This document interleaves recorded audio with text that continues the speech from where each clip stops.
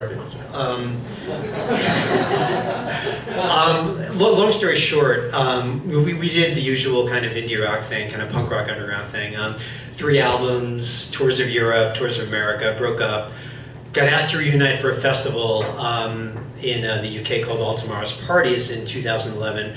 So we toured Europe and Asia, toured Asia twice, toured America again. We put it back on the shelf. Somehow this experience got me a book deal with Penguin, which is Your Band Sucks, which is kind of about this era, this sort of underground, as it expressed itself in many ways over a long time.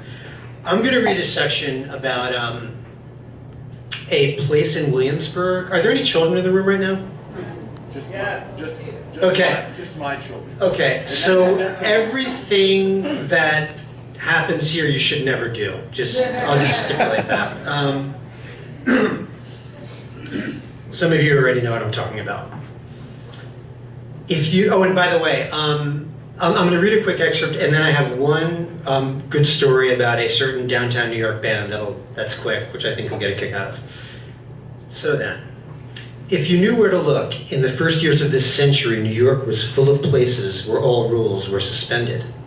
It was a great gift to be permitted a second adolescence here, at the last possible moment, while we were still in our early 30s, still young enough to have both a real job and the stamina to arrange each week around nightlife.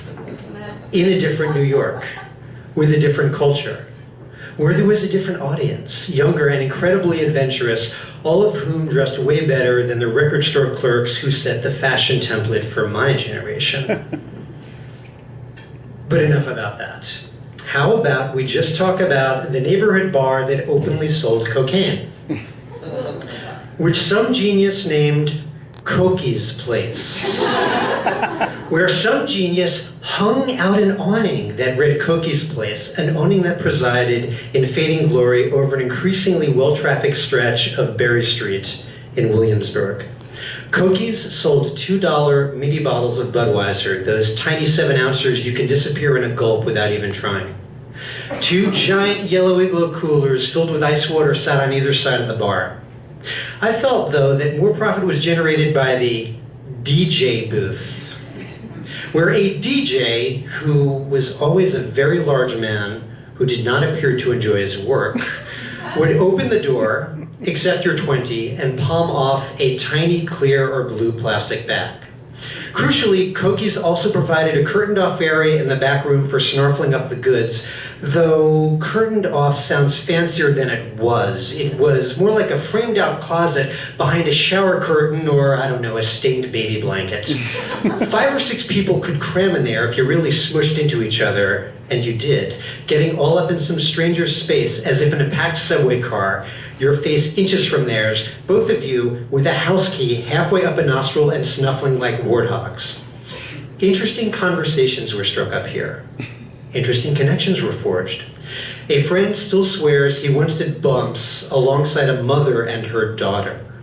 Such moments were part of Cokie's charm, though these were secondary to the charm of Cokie's openly selling cheap cocaine.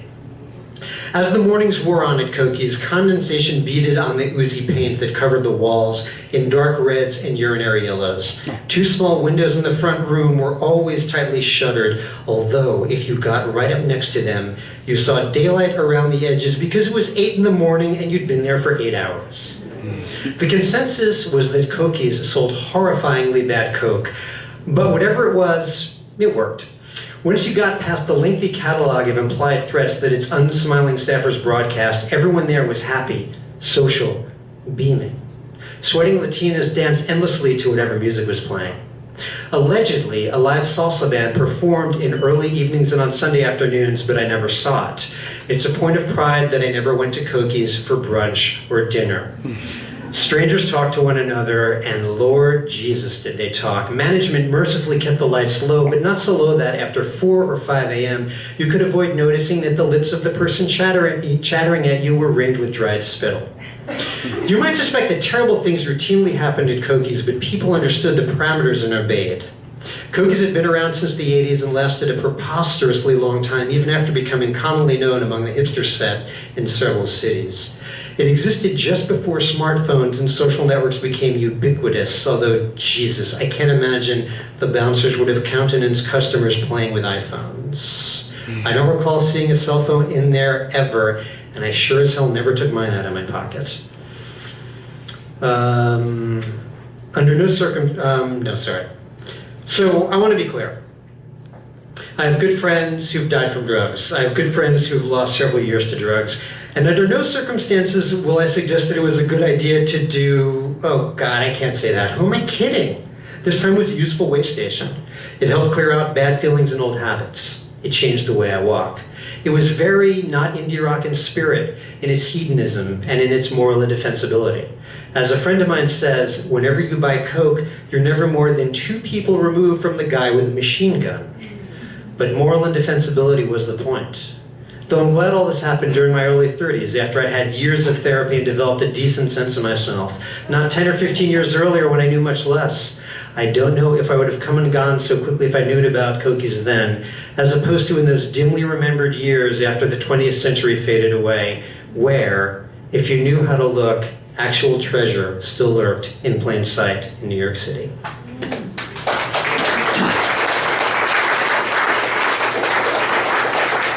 You're very kind, thank you.